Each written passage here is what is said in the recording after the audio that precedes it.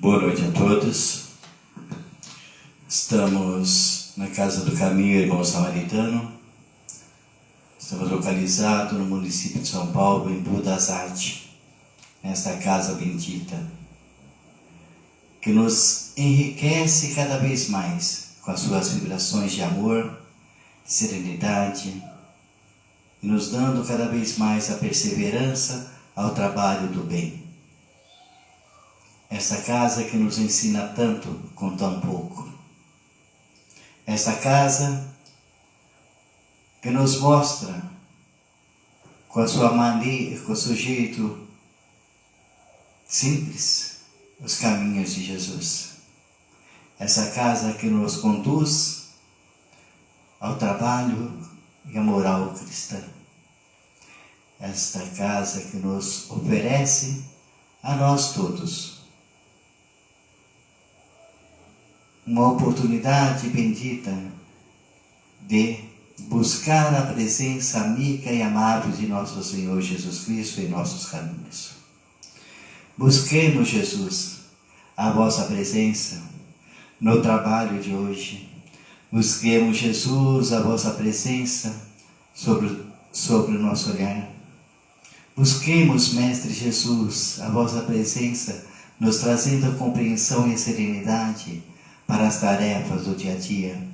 Busquemos, Mestre Jesus, a vossa bendita presença no trabalho bendito dessa casa, que nos oferece a cada instante as oportunidades de buscarmos a serenidade e a confiança no aprendizado de mais um dia. Que essa live de hoje possa ser um alimento espiritual a todos vocês que estão assistindo. Que essa live de hoje possa ser o alimento espiritual a nós que estamos aqui participando como vocês. Mestre Jesus, dai-nos a nós e a nossos irmãos que estão participando, assistindo, a serenidade, a confiança sobre a luz de vossas intuições. Busquemos, Mestre Jesus, a vossa presença nesse trabalho de hoje. Que a nossa live seja mais que um trabalho. Que a nossa live seja palavra de serenidade e de amor. Que a nossa live seja mais que tarefa. Que ela seja o bálsamo acolhedor a tantos companheiros. Que possamos nós, com a presença bendita dos benfeitores dos irmãos samaritanos, acolher os nossos pensamentos no bem e darmos continuidade a essa live bendita de hoje. Que assim seja, Jesus. Que assim seja. Vou pedir ao nosso companheiro, o Júnior, que dê início à tarefa de hoje. Boa noite a todos.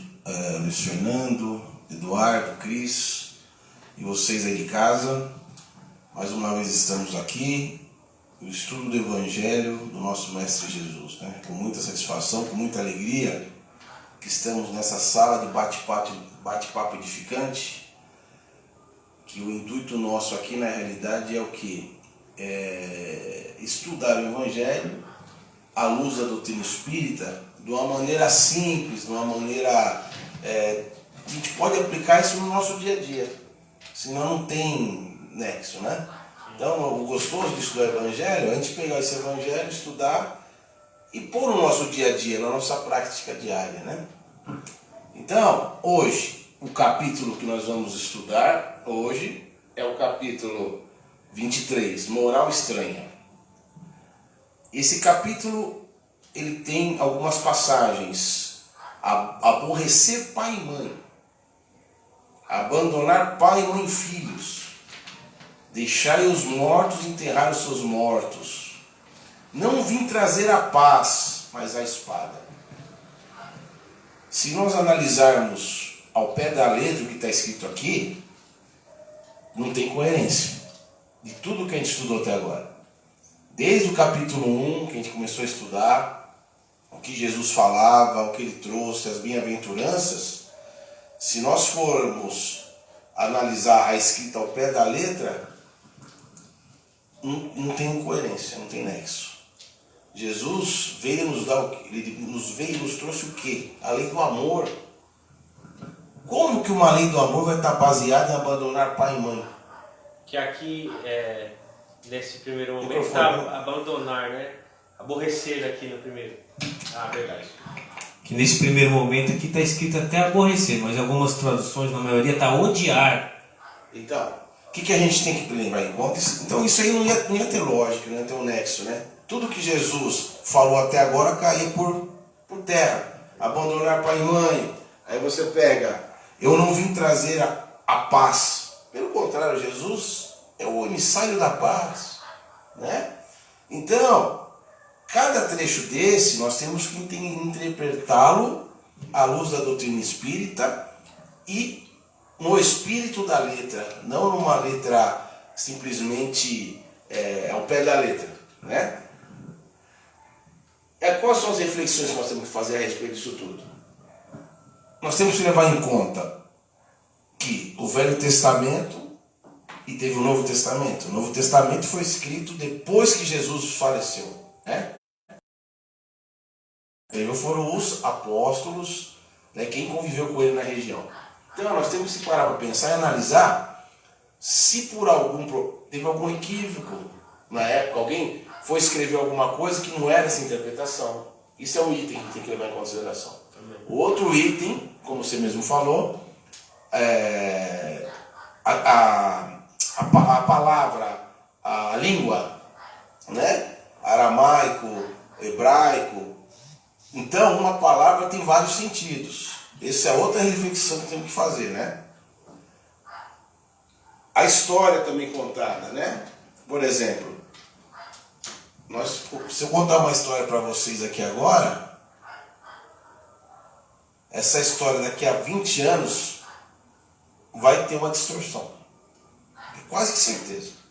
Se não for gravado... Se não for gravado, vai ter uma distorção, com certeza. Igual quem já brincou com aquele telefone sem fio, o cara passa, quando vai chegar no outro lá, é outra palavra. Verdade. Então, tudo isso nós temos que levar em consideração para estudar esse capítulo. E o interessante é que, a partir do momento que nós estudamos cada estrofe dessa, nós vamos encontrar uma explicação, né? Então eu vou fazer a leitura da primeira estrofe e a gente vai tentar depois analisar.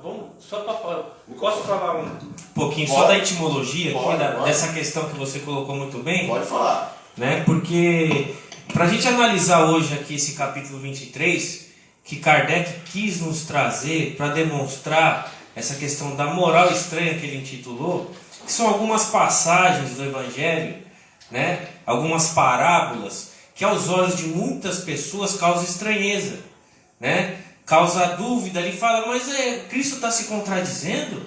Se ele, num trecho ali, numa parábola, ele falava honrar pai e mãe, numa outra ele está falando odiar. Abandonar. Tem abandonar e odiar na maioria das traduções. A palavra odiar pai e mãe. Aí as pessoas, nossa, mas isso é contraditório, como pode isso aí? Então Kardec fez questão de trazer um capítulo só para esclarecer essas ditas morais estranhas, né? E de cara ele já começa o quê? Que a gente quer muito bem observar. A primeira coisa que a gente tem que verificar é a questão da etimologia, né? Das palavras, qual era o contexto, como é que era na história, como que muda, como que era lá na época, os costumes. Então vamos fazer uma análise rápida. Na época de Jesus falava em aramaico, porque era a língua mais popular. Geralmente ele falava em aramaico, raras vezes quando ele ia debater com os doutores da lei na sinagoga, ele falava em hebraico, que era uma língua mais rebuscada, digamos assim. Então ele falava em aramaico. O Evangelho é um compilado de escritos de várias épocas, né? Feito por quem? Pelos apóstolos, né? Os evangelistas, muitos que conviveram e outros que nem conviveram com Cristo, não é verdade? Então, primeiro, eles escreveram em hebraico, né? O que eles escreveram em hebraico na época não tinha xerox. Como que propalava isso aí, propagava? Tinha que ter os copiadores, que se chamava à época. Eles tinham que copiar, as pessoas copiavam isso aí. 3, 4 vezes um texto. Ia passando, outro copiava daquela cópia, copiava da cópia, da cópia, da cópia. E assim por diante. Então vai se perdendo algumas coisas, né? Literalmente ali. Outra, você fazer a tradução de uma língua para outra, uma palavra na língua pode ter, e principalmente no hebraico, que era uma língua pobre de palavras. Então uma palavra podia significar 10 coisas diferentes. Que nem no português, por exemplo, você pega manga. Manga pode ser manga de camisa, manga fruta, né? É a mesma coisa. E a gente vai ver alguns exemplos aqui durante as explicações, né? Então, tudo isso tem que analisar. Passou então ali, primeiro Jesus falou do aramaico, hebraico, do hebraico para o grego, ao longo dos tempos, do grego latim, do latim hoje aqui para o português que a gente está vendo aqui. O que passou para o português tem várias traduções diferentes conforme as religiões. Tem a tradução bíblica conforme Testemunha de Jeová, tradução bíblica conforme fulano de tal, tradução. Então você imagina como modifica a palavra e modifica o sentido da coisa. Muitas vezes você muda uma palavra, modifica todo o contexto daquilo ali, né? Então é isso que a gente tem que analisar primeiro, com calma, né? A questão dos costumes da época e tudo mais. Em relação aos costumes, por exemplo, a profissão da época que Jesus sempre falava, né? É que todo mundo plantava, era o plantio. Todos eram agricultores na época. Então todas as parábolas eles falam em semear, o fruto e tal. Agora vamos trazer para o nosso século agora, século 21. Quem que planta aqui? A minoria, né? Então nós temos que levar em conta muito o costume da época, né? Hoje nós temos em determinadas denominações que as pessoas começam a louvar determinadas situações da época, pensando que aquele episódio cristão. Não. Determinados episódios foram passagens políticas da época. Está relatado em alguns livros. Não tem nada de religiosidade. E as pessoas clamam por Deus, com aquilo e tal. Eu falei, meu Deus, o Luiz falou agora o nome de que era o rei da guerra, Jeová, era o rei que eles intitulava Rei da Guerra. Quando eles iam guerrear uma tribo contra a outra, eles chamavam Jeová, que era o rei da guerra. E hoje se denomina Jeová, guerra, nada com amor, né? Então vamos ver muitas passagens da época, foi passagens políticas.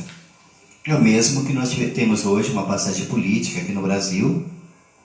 Isso daqui a 1000 anos pode-se comentar uma passagem, alguém começar a rezar pensando que alguma coisa é cristã. Não. Maioria, muitas e muitas coisas que se vê, não no Evangelho, não no nosso Evangelho, mas muitas das coisas que se vê, se você buscar, hoje nós temos internet, hoje nós temos livros, hoje nós temos uma gama de informações que nos dá condições de buscar, de mergulhar no passado e resgatar essas informações. Porque nós temos que caminhar com os pés firmes no chão e com a mente a Jesus. Então por isso nós não devemos aceitar as coisas assim, porque falaram. Vamos buscar, raciocinar, pesquisar, porque muitas das coisas são passagens políticas da época, passagens do Império, que não tem nada a ver com a religiosidade, né? E é mais um relato histórico, né? Exatamente, um relato histórico. Então, aí em relação a tudo isso, depois de a gente analisar cada estrofe dessa, a gente vai entender um pouquinho. Então, você quer dar uma leitura? Pode ficar tranquilo. Então eu vou dar a leitura no primeiro texto aqui. Aborrecer pai e mãe. Vou dar uma lida aqui, Lucas, capítulo 14, versículos 25, 27 e 33. O que ele falou? Aborrecer pai e mãe. E muita gente ia com ele. E voltando Jesus para todos, lhes disse: se alguém vem a mim e não aborrece a seu pai e sua mãe, e mulher, e filhos, e irmãos, e ainda a sua mesma vida, não pode ser meu discípulo. E o que não leva a sua cruz e vem em meu seguimento, não pode ser meu discípulo. Assim, pois, qualquer de vós que não dá de mão a tudo que possui, não pode ser meu discípulo. Né? Então, nesse texto aqui, esse aborrecer, como você mesmo falou, na língua aramaica... Então, e só para esclarecer aí, para não perder o fio da meada, esse aborrecer, que está nessa tradução aqui, na maioria das traduções está odiar. Tem até o comentário aqui depois, no próprio Evangelho segundo o Espiritismo, que eles já vão falando como se fosse odiar. É que colocaram aqui uma tradução com aborrecer, mas aqui nos comentários eles colocam no odiar, como se fosse a palavra odiar. A maior parte das traduções é odiar, né? Que até tem um comentário da palavra que vem da etimologia lá do latim, non odite, né? E do grego misei ou kai, que era amar menos. Aí quando você substitui por amar menos, o odiar, ou como você...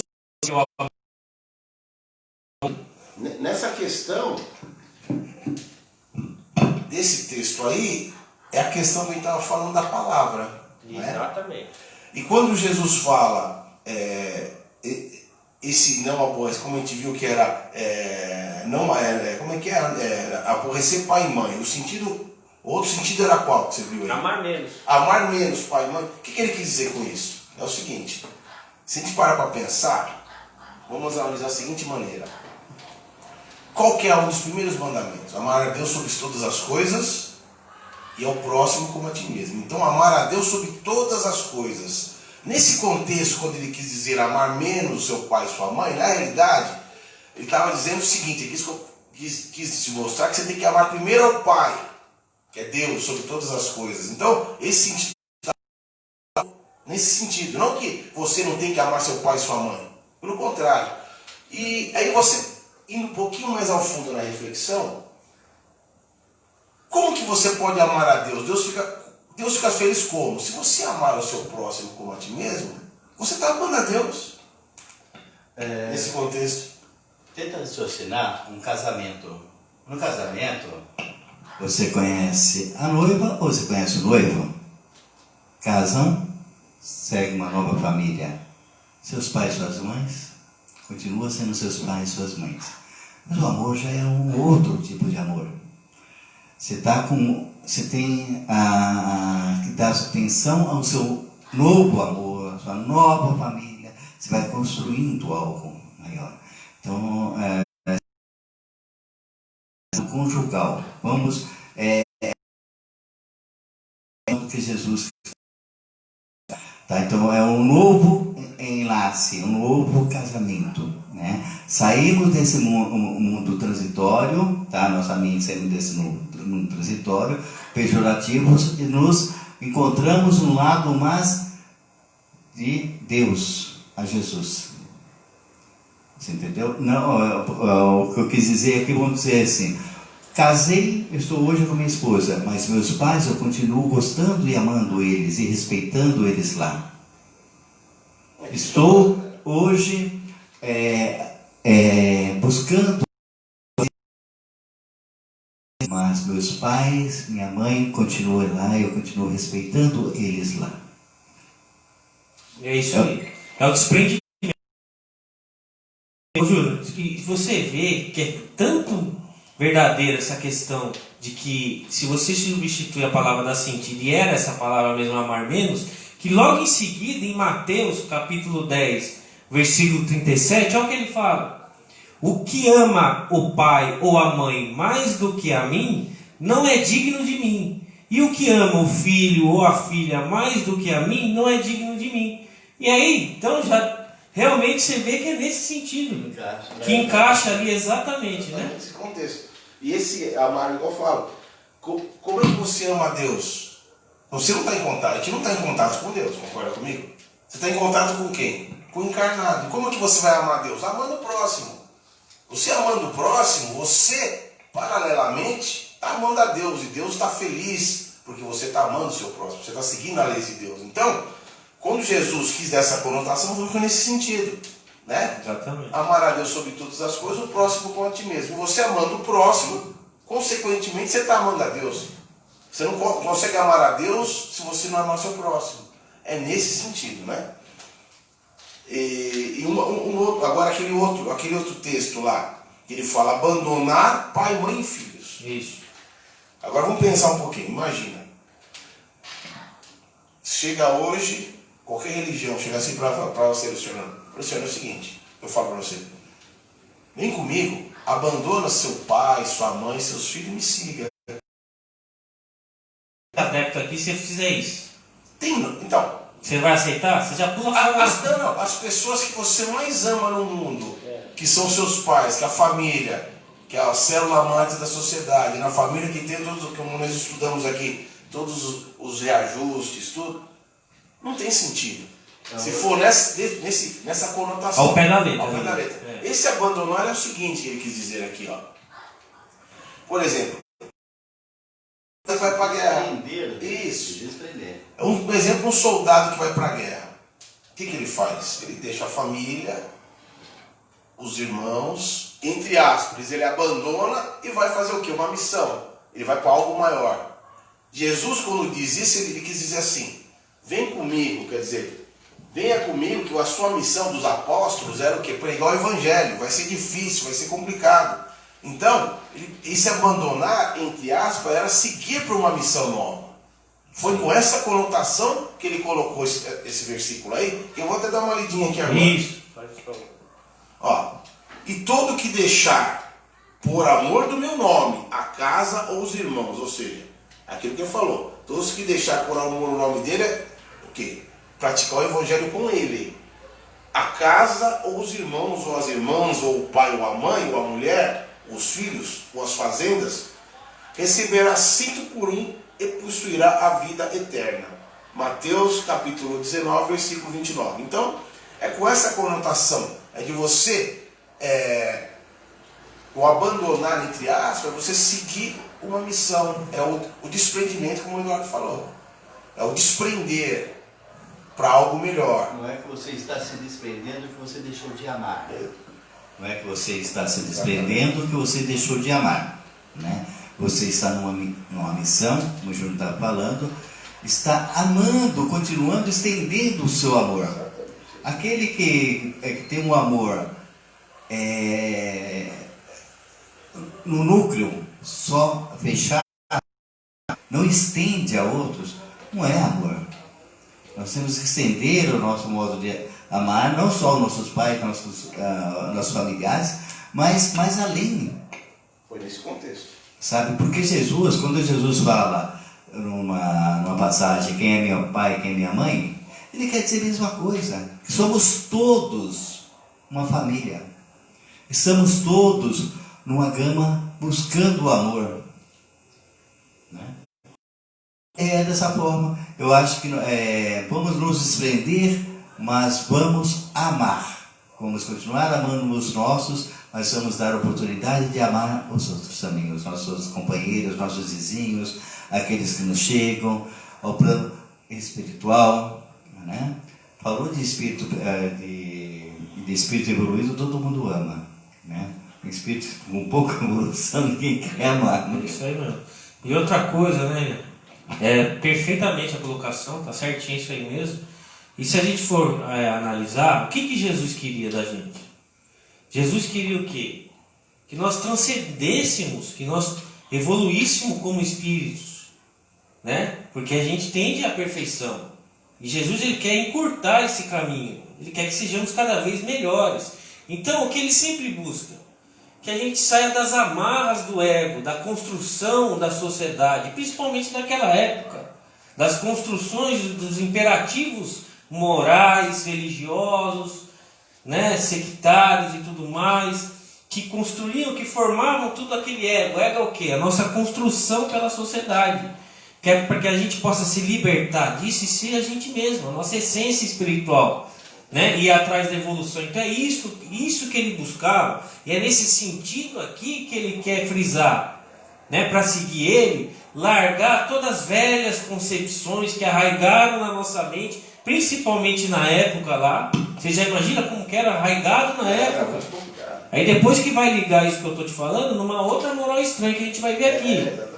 Né? Então ele cria a modificação verdadeira do ser. Ele não era mais um ali para trazer algo cômodo para as pessoas, para seguir aqueles velhos, aquele estado de coisa, que a pessoa se modificasse, que ela fosse para frente, que ele veio trazer um progresso para a humanidade e para todos. Então é por isso que pode soar estranho, mas se a gente analisar, como a gente analisa sob a ótica da doutrina espírita, que traz para a gente essa questão da vida eterna, da família universal, que não se prende só aos laços consanguíneos, é o que Jesus queria falar. Você me fez eu lembrar uma passagem de um espírito. Esse espírito faz parte da equipe dos samaritanos. E ele lá em Uberaba, ele estava nos contando uma história muito hora aqui em São Paulo, muito em suas preces que ele aparecesse para ela.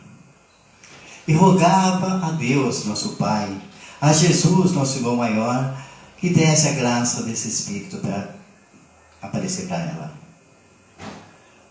Incessantemente fazia suas preces para que o determinado Espírito aparecesse para ela. E foi concedido. Ele apareceu para essa senhora. Quando apareceu, ela começou a gritar. Ela gritando: sai daqui, seu Espírito, sai daqui. Ele falou: ele apareceu na feição que ele tinha uma encarnação anterior que não era muito bonito.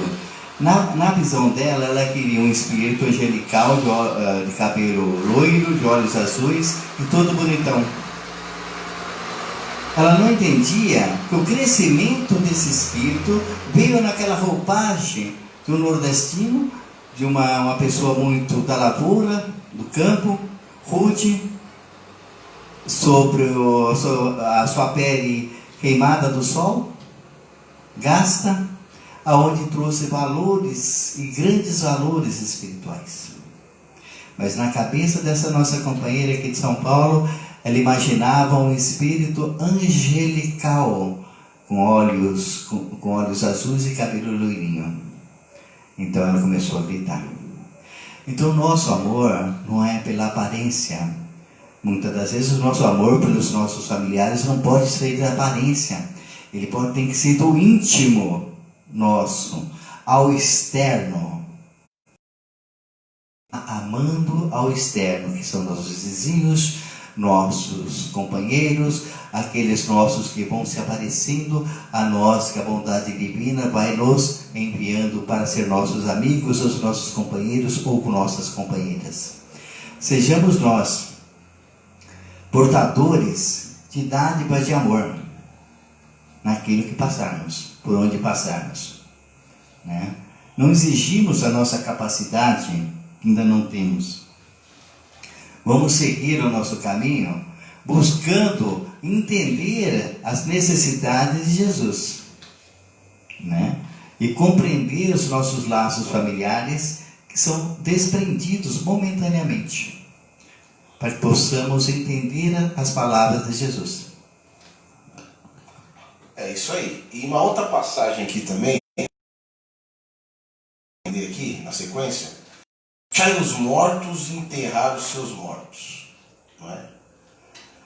Essa frase, se a gente tomar o pé da letra, ela fica muito complicada.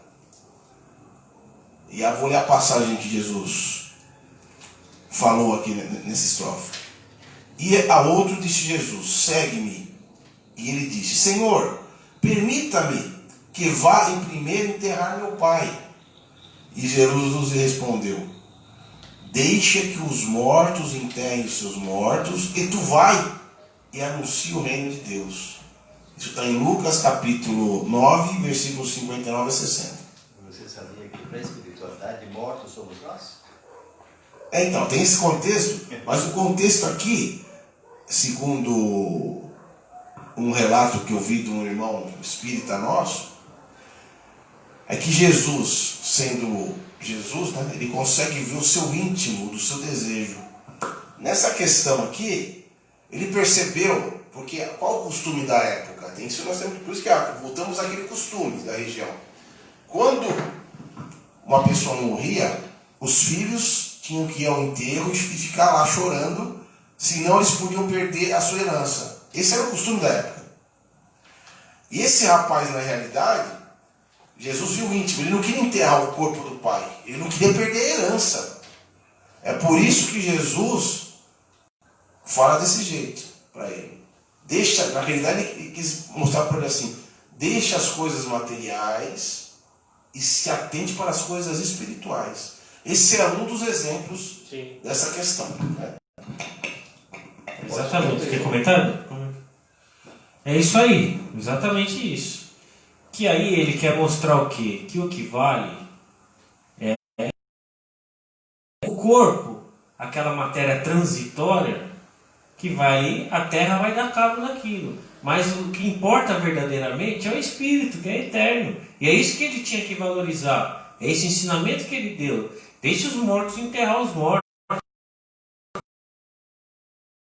O corpo, a matéria com a matéria. Agora cuida do que é o principal, que é o espírito, que é eterno.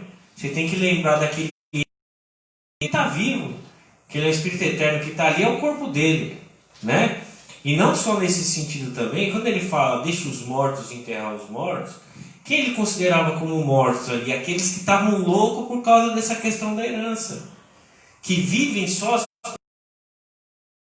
do mundo, que estava ali já no interesse, não também preocupado só na questão de velar ali o corpo e o espírito, mas já preocupados. Então esses aí que já estão no sepulcro da matéria, do ouro, né, das riquezas e tudo mais, esses são mortos vivos, né, andando por aí, como a gente vê muita gente aí que só pensa nisso, não pensa na vida futura, não pensa no verdadeiro bem, que são os bens espirituais. E quando eu falo bens espirituais, são das virtudes que nós conquistamos, que vão nos levar aqui, né? Então é isso que Jesus também sempre quis nos advertir, e também nessa passagem quis advertir nesse sentido. É por isso que a gente tem que pegar, não ao pé da letra, né? E começar a raciocinar em cima do texto.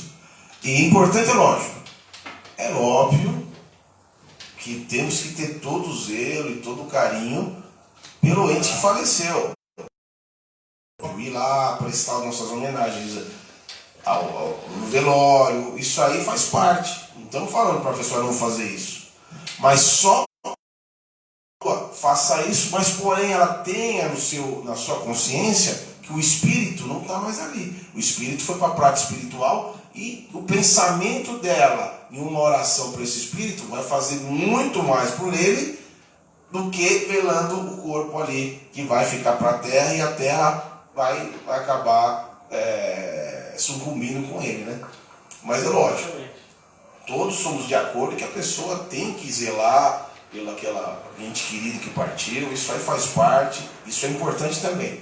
Mas o mais importante é que o espírito imortal deixou esse corpo de carne e foi para a prática espiritual. E você fazendo uma oração para esse espírito com um pensamento positivo, você vai ajudar muito esse espírito na prática espiritual. E não é ficar aquele pensamento de egoísmo nosso, quero que ele fique aqui, não sei o quê. Aí você vai prejudicar ele. Você tem que ter aquele pensamento do quê? Foi que se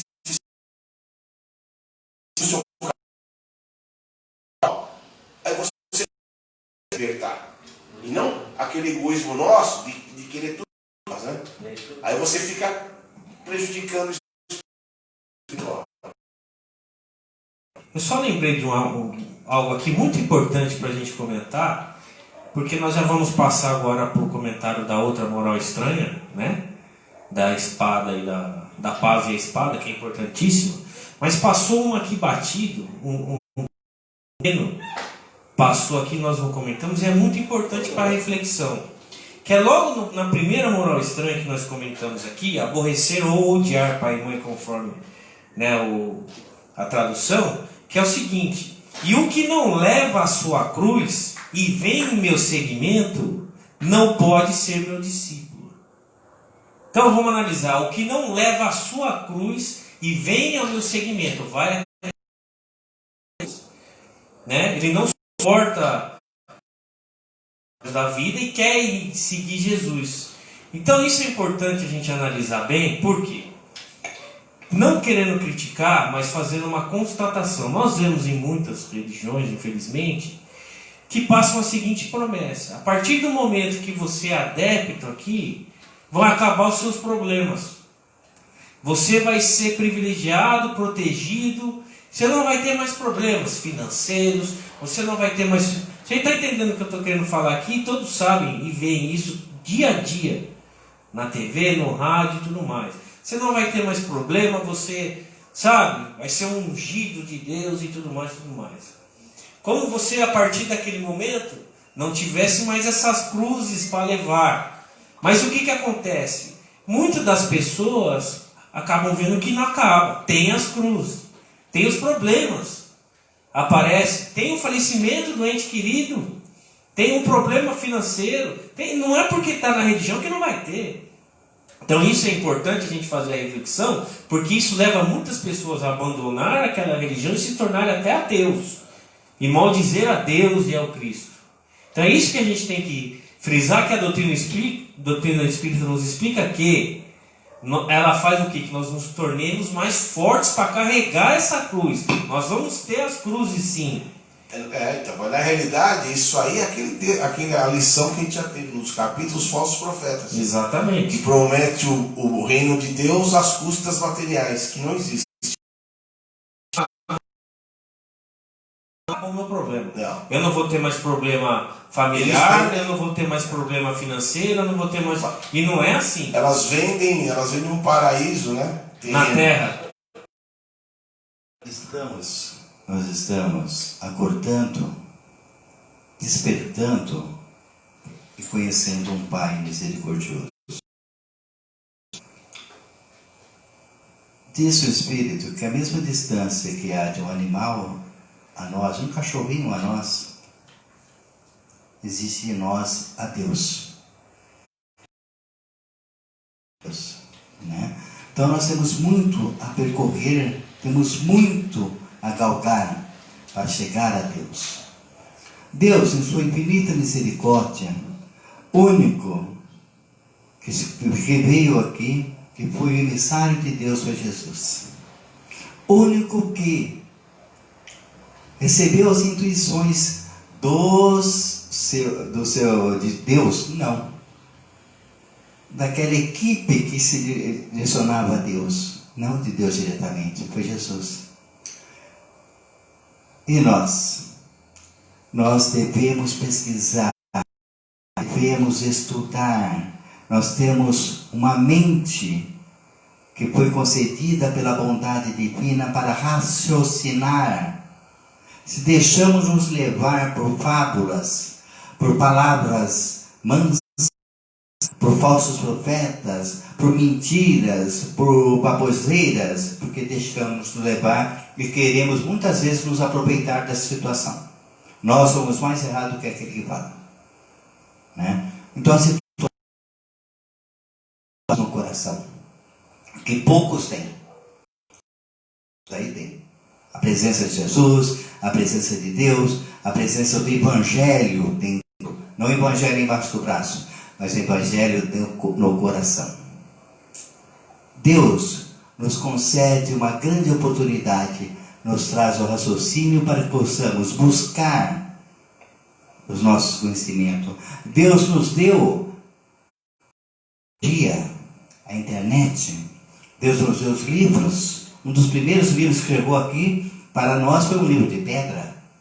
Hoje são livros para que possamos buscar em uma biblioteca, estudar a formação. Sabemos que nada é, e Deus não paparica, nem privilegia ninguém. E Deus não paparica, nem privilegia ninguém. Não existe nem Jesus, nosso divino emissário de Deus, foi paparicado e privilegiado por Deus. Nós, mortais, simples mortais, nos achamos no direito de ser privilegiado e paparicado por Deus? Aonde vocês viram isso? Olha, é muita ignorância. Desculpem falar, mas é muita ignorância. E hoje, dado por Deus, a tecnologia, através da internet, a tecnologia que está aí a favor de todos, todos têm um celular na mão, acesso, dá para pesquisar, todos têm acesso a uma biblioteca, dá para pesquisar, não ficar parado, guardando informações negativas, como eu falei anteriormente, informações de regimes políticos da época, que não tem nada a ver com o lado religioso, onde pessoas formam religiões com regimes políticos da época, e os coitados ainda aprendem, ficam louvando o regime político. Não, vamos buscar louvar o nosso coração, Jesus em nosso coração. Isso sim é o caminho que nos leva a Deus. Mas privilegiar, não. Vocês me desculpem, mas Deus, em sua misericórdia infinita, não privilegia filho algum. Dá a oportunidade do filho de crescer. Por isso que nós reencarnamos. Nascemos e reencarnamos, até que possamos realmente nos conhecermos como filho de Deus. Você quer comentar? E todos nós vamos ter que carregar da espada das cruzes. Tribulações do dia a dia, né? Familiares, financeiras, de saúde e tudo mais. E essa cruz que ele fala, na realidade, como nós somos espíritos imperfeitos, como eu encarnar aqui, para justamente pegar essa cruz e diminuir ela um pouquinho. Cada reencarnação, cada aprendizado, nós vamos diminuir nossas cruzes. Sempre. Nós estamos num mundo de prova e expiação. Também. Aí, determinada instituição, ele promete facilidade. Tudo no espírito é trabalho e esforço. Ele vai ter que carregar a cruz. Então você não outro. Isso, você internamente lutar com o seu se tornar melhor. Não é porque ele vai jogar uma água benta que vai sair toda aquela maldade e ficar bonzinho. Não existe isso aí. Você vai ter que lutar, estudar, pesquisar e buscar, não acreditar em baboseira. Você vai ter que lutar. Vai ter que lutar, é uma luta. É uma interna, luta. é que nós vamos entrar agora na espada. Inclusive, eu queria entrar já, vamos ver, vou ler aqui. Agora, essa moral aqui, ó. Não vim trazer a paz, mas a espada. Se a gente ler ao pé da letra, é impossível isso aí. Por quê? Tanto é que na hora, quando ele foi, naquela passagem que ele ia ser, foi preso para ser, ele ia ser crucificado, que Pedro tira a bainha para... Inclusive até... lá, Isso. aí Jesus fala, Pedro, embainha sua espada e vai lá e cura o soldado. Então, como é que Quem ferir quem ferir com a espada será ferido por ele. Ele falou isso. Agora ele chega e fala, não vim trazer a paz e a espada. Não tem lógica, né? Se for o pé da lei. Quero interpretar isso de uma maneira mais clara. Não julgueis que vim trazer a paz à terra. Não vim trazer-lhe paz, mas espada. Porque vim separar o homem contra seu pai, e a filha contra sua mãe, e a nora contra sua sogra, e os inimigos do homem serão os seus mesmos domésticos. Ou seja, Jesus fala que já vem separar todo mundo, né? Pai, mãe, isso aí não condiz, né? Com a realidade de Jesus. Agora vamos entender. Você Pode fazer as conclusões, eu vou só ler um trecho da Joana de Ângeles comentando isso aqui, que é bacana para a gente refletir em cima e você já passa para as conclusões aí. Joana de Ângeles diz-nos que a estranha moral de Jesus veio como uma espada para separar a mentira da verdade. A posse violenta da conquista honrosa nos lares veio para derrubar as construções rígidas do egoísmo, do patriarcado sombrio, do orgulho de clã e de raça, que a espada veio ferir fortemente a ignorância, o orgulho, os preconceitos de cada novo adepto, com lutas íntimas, pela não aceitação por parte dos entes mais queridos da nova escolha feita. Por isso dessas dissensões dentro até da própria família. Na realidade, o que Jesus diz? Jesus ele já conhecia, já nos conhecia, né? Mas naquela época ele olhou, ele sabia o que ia acontecer para frente. Ele sabia como somos imperfeitos, nós queremos o quê? Facilidade. Ele sabia, pela nossa imperfeição, que muitas pessoas não iam aceitar a boa nova, a mudança que ele tinha. Porque na realidade, se for analisar Jesus mesmo, ele era um revolucionário à época. Exatamente. Ele veio mostrar uma lei de Deus que feria todos os preceitos dos judeus, todos. Ortodoxos ali. E com essa boa nova, ele feriu o que? Como o Eduardo falou, a política da região. Porque o judeu, os doutores da lei, dominavam aquele povo, politicamente, com seus dogmas, com suas crenças. E Jesus veio mostrar o quê? Não é assim. É de dentro para fora, não é de fora para dentro. E nessa aí, essa espada que ele fala é essa, que ele veio. É a luta, né? É a luta. Interior, a luta. Além de ser uma luta externa, também é uma luta interna de cada um de nós. Exatamente. Uma espada que você vai lutar contra aquela imperfeição sua. É difícil, você vai ter que pegar internamente. Quando ele fala, vai colocar genro contra sogra, nora contra coisa, um com tudo dentro da própria família, por quê? Vamos analisar, vê a história aí. Não, dentro da própria família, você é espírita, outro é protestante, outro hoje tem isso aí. Então, e na época então que se convertiam ao cristianismo Então. e a família rejeitava, eram mortos, Exatamente. né? O próprio Paulo de Tarso, Paulo de Tarso, quando se tornou cristão, se converteu ao cristianismo, né? Ele foi rejeitado pela família dele lá em Tribuna, né? Na cidade. Então, essa era a espada. Até hoje, nos dias de hoje, ainda vê nas casas, tem um que é católico, da própria casa, do próprio lar. Um é espírita, um é protestante, não tem? E há dissensões, há discórdias, não as pessoas pensam diferente, né? Então é isso que ele quis dizer na época, que ia acontecer e está acontecendo desde aquela época até hoje, normal. Que a mudança gera conflito. Qualquer mudança gera... Principalmente pautada na verdade. Exatamente. Porque aí você vai mudar um estado quo lá. Tem muita gente que se aproveita desse estado que está hoje. Pré-determinado lá. Pré-determinado, igual o Eduardo falou muito bem, religiões políticas, né? Que dominam. Não tem nada a ver com religião. A religião é só um meio de desconduzir esse pessoal. E o pessoal, infelizmente, como não pesquisa, infelizmente acredita, cai no conto do vigário. Refletindo sobre isso, que me trouxe essa informação, uma época eu estava num ponto de ônibus, tinha várias senhorinhas evangélicas comentando, falando, e levantando a mão do meu lado no ponto de ônibus. E aquela história eu conhecia muito bem. Era uma história política de Roma, que não tinha nada a ver com o cristianismo. E eles louvando aquela história política como se fosse algo assim santificado. Ao mesmo de você chegar em Brasília e ficar no Congresso louvando aquilo lá, né?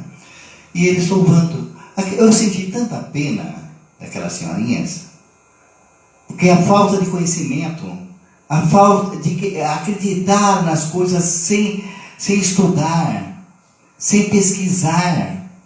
Nós temos o dever de pesquisar, nós temos o dever de nos orientar. Por que temos o dever? Deus nos concedeu a tecnologia, isso foi dado por Deus, para que possamos galgar, buscar informações ao nosso espírito.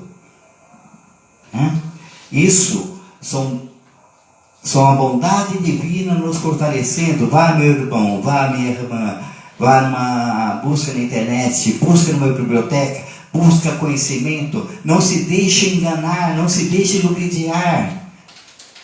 Jesus falava da mesma forma naquela época, para que eles saíssem daquele movimento políticos, para que eles deixassem de ser enganados.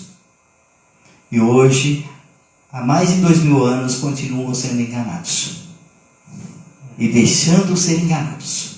Quando Jesus falava em praça pública, ele falava da mesma forma do regime político da época, do regime que castrava as famílias. Mas ele nunca jogava os romanos contra a população, nem mesmo o império contra a população. Jesus levava as pessoas ao Pai, a Deus, ao Ser Supremo, não aquilo que era um mundo de pedras, escombros, que logo seria reduzido a poeira. Então vejamos, estudamos e pesquisamos, não nos deixemos ser enganados. Na verdade, nós somos acostumados com a facilidade e com o engano. Quando vem alguém trazendo uma verdade racional, que vai pôr em xeque que nós fomos acostumados a ter como verdade absoluta e tudo mais, isso gera um choque e gera um conflito de cara. A tendência é querer rejeitar, causa dissensão. E quando você vê que essa ideia nova, ela é algo que é verdadeiro, é pelo tamanho, aqui é o comentário, até no Evangelho segundo o Espiritismo dos Espíritos, pelo tamanho da dissensão que ela causa, do embate que fica em cima, dos opositores que ela angaria.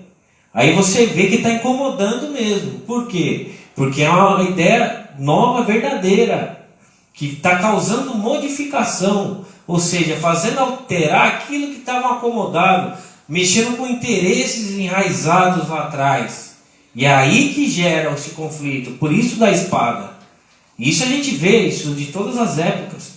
Quando ideias verdadeiras que vêm destruir utopias ilusórias, coisas arraigadas na sociedade, sempre causam esse tipo de tumulto. Então, Jesus, sabendo que isso ia acontecer, que ele era um espírito puríssimo de alta hierarquia, ele já estava nos alertando que ia acontecer esse tipo de coisa.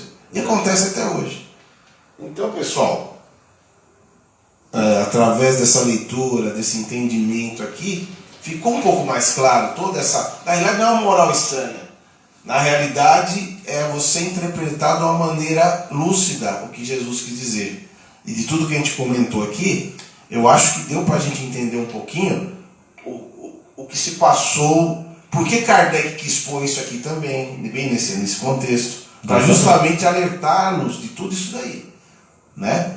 Para que tenhamos... Porque muitos detratores do cristianismo e opositores do Cristo utilizam muito dessas passagens para falar como ele era contraditório, né? Como ele se contradizia, isso não tem lógica, e dão risada.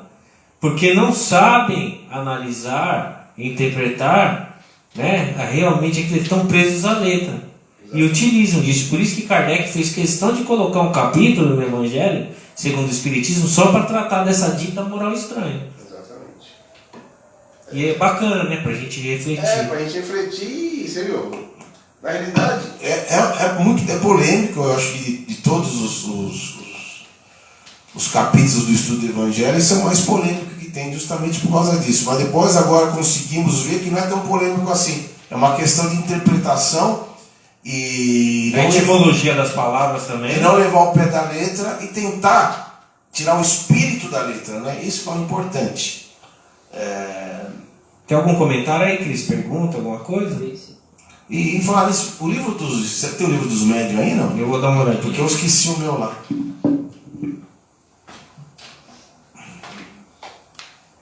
Enquanto isso, eu vou falar a pergunta. Fala aí. Na passagem, Jesus fala: quem é minha mãe, quem são os meus irmãos? O que ele quis dizer com isso? Nesse contexto, esse contexto ele não está aqui nessa moral estranha, mas foi falado no Evangelho, essa passagem. Quando Jesus comenta isso, quem são os meus irmãos e quem são minhas mães, ele quis mostrar que os irmãos e a mãe e o pai dele é a humanidade. Ele quis mostrar para nós que os nossos irmãos é a humanidade em geral. Não é apenas os laços consanguíneos. Todos somos espíritos eternos e fazemos a humana, né? Sim, acho que fica bem claro que nós somos filhos do mesmo Pai. Somos filhos criados por Deus, nosso Pai misericordioso, tanto quanto Jesus é, né?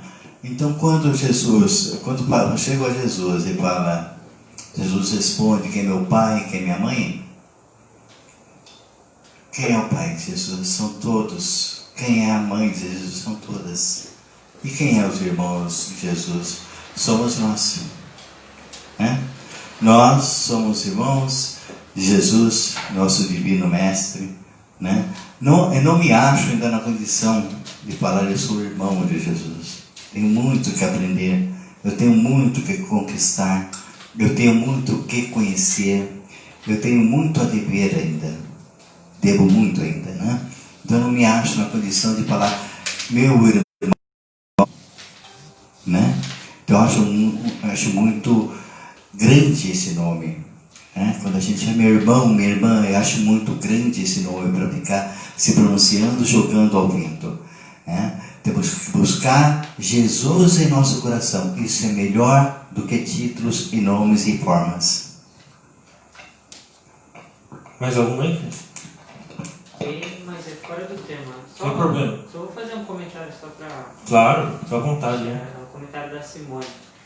Ela falou: Jesus foi o revolucionário que muitos cristãos não querem admitir. A pregação de um evangelho alinhado ao poder se distancia do evangelho de Jesus Cristo. Jesus foi um revolucionário em seu tempo, quebrando leis que feriam e oprimiam a vida humana. O movimento de Jesus foi um movimento revolucionário. Qualquer pessoa que pegue o texto bíblico para ler com um olhar atento, especialmente no Novo Testamento, perceberá que o que Jesus trazia em seus discursos e em suas ações era muito mais que somente um repetir de cartilha judaica presente em seus dias. Muito pelo contrário, ele desafiou e foi contra diversas leis instituídas pelos líderes religiosos de seu tempo, não aceitando se aliar ao poder que esses exerciam, antes denunciando a hipocrisia de vários que se diziam santos e cujas atitudes estavam longe daquilo que o Deus de Israel pedia. Perfeito. Simone, parabéns. Gostei, Simone. E era isso que nós estávamos comentando até agora há pouco, né? Nós temos que ter, o que a Simone está falando, só para complementar, nós temos que ter o cuidado, né, de quando buscarmos, lermos a passagem de Jesus naquela época, de não confundir passagem política, tirar a passagem de Jesus e separar o joio do trigo, né? Que a maioria das coisas são passagens políticas, né? Porque ali era uma aldeia, Então o que significa? Tinha mais passagem política do que religiosa, né? Então você, se tudo era motivo de uma politicagem, então tudo é motivo de um comentário mais ácido. Jesus muitas das vezes tinha que se colocar desse lado, os comentários também. Aqui tem uma pergunta fora do tema, se vocês podem explicar a visão de vocês, na visão espírita, Pai, Filho e Espírito Santo. A Trindade. Exatamente. Olha, na minha opinião, né, é assim, pela doutrina espírita, depois eu vou falar a minha opinião. Pelo que nós aprendemos aqui na doutrina espírita, existe o quê? Qual é a Trindade espírita? É Deus, Espírito e matéria. São essas três coisas. Deus é a inteligência suprema do universo, causa primária de todas as coisas. Os espíritos, criados por Ele, somos todos nós aqui, da humanidade, de milhares, bilhões de planetas aí que tem outras humanidades, das vidas em todo o universo.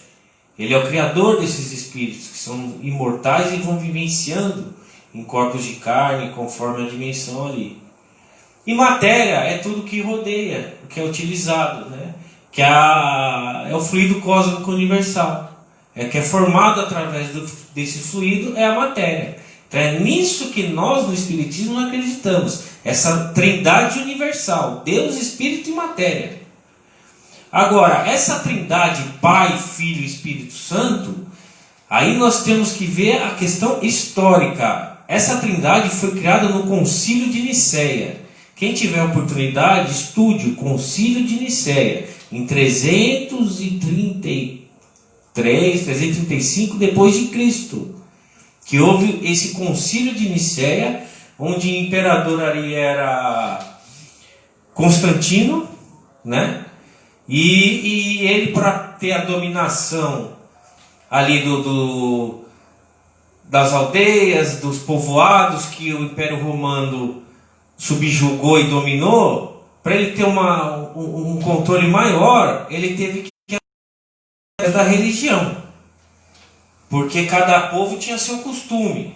E nesse concílio de Nicéia, ele chamou aqueles expoentes ali de cada região do cristianismo, que ele viu que o cristianismo estava muito em alta, né? E aí ele fez esse concílio, chamou os maiores, né? Aí na época ali já, né, aí foi feito o Papa, nasceu ali a figura do Papa e tudo mais, e fez o Concílio de Nicéia, ali que surgiu a Igreja Católica Apostólica Romana. E aí trouxe essa ideia também ali da Trindade, Pai, Filho e Espírito Santo, né? Isso aí eu estou falando é uma questão histórica, não sou eu, é só estudar a história e colocar aí, pesquisar, Concílio de Nicéia. Então foi ali que surgiu todas essas questões aí. E tanto é assim que aqueles que não participaram desse concílio, os cristãos mais puros, como os cátaros que tinham, entre outros, foram dizimados e foram mortos, né? Então isso está na história, né? Então a gente analisando a história vai ver dessa questão que surgiu, a questão do Pai, Filho e Espírito Santo.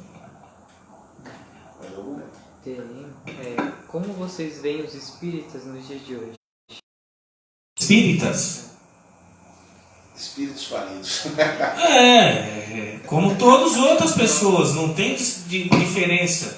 E, todos buscando aí a sua melhora, as suas lutas individuais, né? Mas não melhor que ninguém, não. Eu vejo o espírita, tá, em caminho de progresso, em caminho, galgando a sua caminhada, a sua marcha evolutiva, né? Alguns sentam à beira da estrada e outros prosseguem sua caminhada, né? Porque nós temos gamas de espíritos de uma seriedade muito grande, que servem ao plano espiritual como canal de transmissão à bondade de Jesus.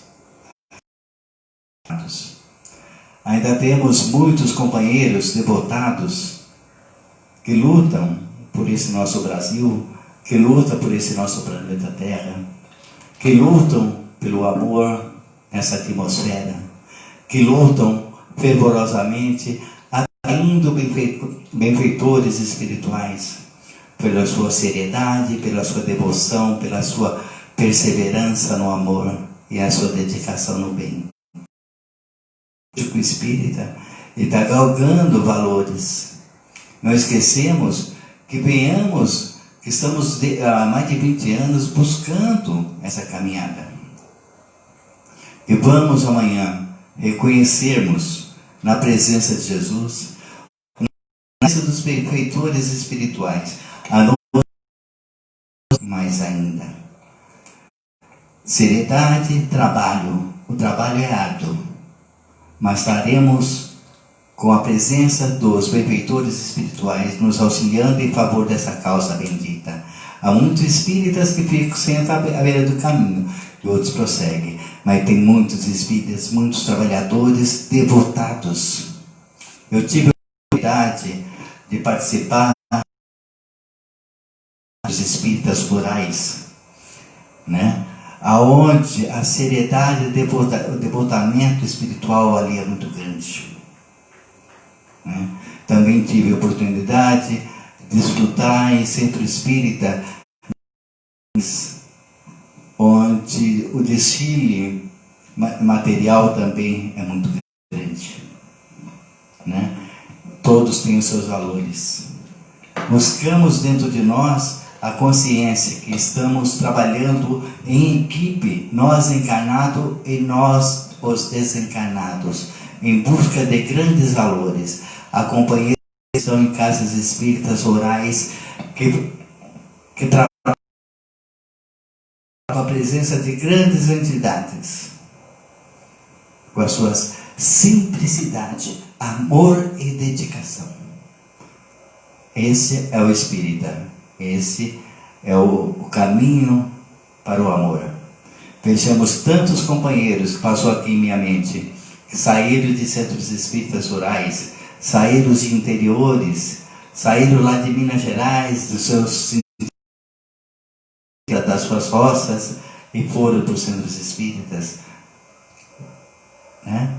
Então, sabemos nós que temos que trabalhar mais, oferecer mais e doar mais. Pedir menos, descansar menos, fortalecer muito mais os nossos ideais no bem. E sabemos que ser espírita, então nossa, de buscar a presença e os ensinamentos de Jesus. Ser espírita não é um título, não é um rótulo que ganhamos. Não saímos aí divulgando que somos espíritas, mas saímos divulgando que existe um ser que se chama Jesus. Isto é ser antes da doutrina espírita. Porque eu não me vejo espírita. Hoje eu estou espírita, né? Estou buscando a presença cada vez mais de Jesus. Hoje eu estou buscando a presença cada vez mais dos nossos benfeitores espirituais a nos entrelaçar entre nós, nos envolvendo em sua presença e nos dando a tranquilidade, a serenidade de buscarmos o conhecimento que tanto necessitamos para nosso aprendizado. Isto é o Espírita. Que Jesus nos conceda. E nós, Jesus, dessa doutrina bendita, santificada, que se chama doutrina espírita. Que Jesus, quando aqui esteve encarnado, falava sobre a reencarnação, falava sobre a espiritualidade. Se hoje entrarmos na biblioteca do Vaticano, lá vamos encontrar vários textos da época de Jesus que se fala da espiritualidade. Deixa o Papa abrir aquela biblioteca que vamos ter grandes conhecimentos sobre a espiritualidade, sobre a reencarnação. Leitores espirituais. Está lá guardado, lá no Vaticano, a biblioteca. Temos dentro de nós a confiança de um rei que santifica em nosso coração. Isso é a luz de Jesus nos ensinando a caminhar. Isso é Espiritismo. Tem só uma última pergunta aqui. Pode falar. Você queria falar? Ele quer que explique. A pergunta é: no dia do Pentecostes, foi o dia das comunicações de todos os espíritos? Quem que está perguntando? Dicas. Opa, legal. Antes de responder essa questão, eu diria que a gente tinha feito uma pergunta para nós nas lives anteriores. Isso. Aí na hora Respondeu errado. Não, a gente não entendeu a pergunta, né? No primeiro momento. Eu fui depois ver direitinho, peguei o livro dos médiuns, né? E em qualquer questão buscar a fonte. Aí eu consegui aqui, eu estou até com ele na mão aqui, que eu falei até o Luiz Fernando pegou ali na biblioteca ali. Então a questão da pneumatografia, aqui no dia lá ele falou pneumato, não sei o que, ele não falou o nome, o nome do saio nítido, né? Então, em questão a pneumatografia, DJ Casquinha, que você perguntou pra gente, esse assunto está no capítulo 12 do livro dos médiuns, tá? Que é esse livro aqui, ó. Isso aí você consegue baixar em PDF. Na página 127. Aí fala assim, ó. A pneumatografia é a escrita produzida diretamente pelo espírito sem nenhum intermediário. Né? Ela se- Difere da psicografia no fato de que esta é transmitida do pensamento do espírito por meio da escrita através da média. Então, a pneumatografia, um exemplo, você pega uma folha em branco, essa daqui, você põe numa gaveta, abre sem nada. E os espíritos, através da manipulação de fluidos, vai aparecer escrito assim. Aí você vai pegar depois e aparece escrito assim. Né? Então, é raríssimo isso hoje, praticamente não existe isso hoje. E é uma faculdade, assim, não depende do médium. É uma produção dos espíritos. As pancadas, Depende só do fluido que o médium doa, né? Entendeu? E se o Didi Casquinha tiver mais alguma dúvida, é só no livro dos médiuns aqui que você vai ter toda essa explicação detalhada desse fenômeno. E a outra pergunta dele, qual que é agora? Pentecoste. Ah, tá. Se foi uma manifestação de todos os espíritos ao mesmo tempo. Não necessariamente. Grandiosa, mediúnica, a época foi sim, né? Teve diversos espíritos ali que participaram daquela manifestação até para chamar atenção, né, para esse lado aí, né? E isso tá aí no Evangelho, todos veem, e como é dito ali mesmo, não deixa margem a dúvidas de que foi uma manifestação grandiosa mediúnica, né? Isso dá uma prova a mais da questão Xenoglosia, né? da questão do mediunismo aí, presente em todas as fases da humanidade. Porque o que acontece? Quando nós comentamos sobre certos fenômenos, pensam que diz respeito à doutrina espírita, ela explica como se dão os fenômenos. São fenômenos naturais que estão presentes em todas as épocas da humanidade, desde a mais terra antiguidade, né? Entre os dois lados da vida, entre o plano espiritual e a vida inteira, em todas as épocas, por várias religiões aí, inclusive na maior parte orientais aí, que fala muito, inclusive da reencarnação, presente em várias culturas e religiões aí pelo mundo. Então a doutrina espírita, ela explica e a mediunidade, que também deriva aos montes de tipo, como um deles ali foi lido pelo Júnior, que está no livro dos médiuns. Então a doutrina espírita explica, tem isso, pneumatografia, pictografia, tem a psicografia, tem a xenoglosia, entre várias outras. Né? Então ela vai explicando e detalhando como que se dá, como que é, justamente para tirar essa ideia do maravilhoso, do miraculoso, que se tinha antigamente, porque não sabia como se davam os fenômenos. Então ela veio para isso, para desmistificar, para explicar e para também regular isso aí, para que não existam mais os abusos que existiam em cima desses fenômenos e da utilização da mediunidade, para que se utilize a mediunidade hoje com respeito, com dignidade e amparado nos preceitos, com amor e tudo mais.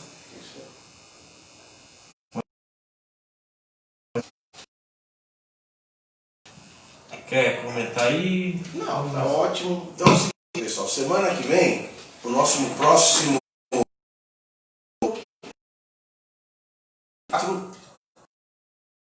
debaixo do algueire, né? É isso aí. Vamos estudar esse capítulo. Quem quiser já dar uma lidinha para a semana formular perguntas aí pra gente. Isso, estamos aí agradecidos pela participação de todos vocês. Comentários, né? Obrigado. Desculpe nossa falha em alguma questão. Nós somos todos estudantes da doutrina espírita. Aqui ninguém é mestre em nada. Nós estamos aprendendo junto com vocês. É isso aí. Jesus os abençoe. Até a próxima live. E pesquisar e estudar. Esse é o segredo de Jesus.